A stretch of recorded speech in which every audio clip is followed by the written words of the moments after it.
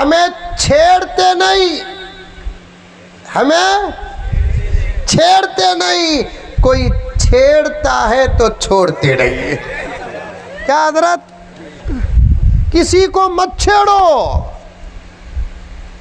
इस्लाम छेड़ने से मना करता है, गाली देने से मना करता है, गीबत करने से मना करता है, चगलखोरी से मना करता है, जुल्म से मना करता है, जियादती से मना करता है, अमन को पसंद करता है, प्यार को पसंद करता है, मोहब्बत को पसंद करता है, सकावत को पसंद करता है, हमदर्दी को पसंद करता है, ईसार को पसंद करता है।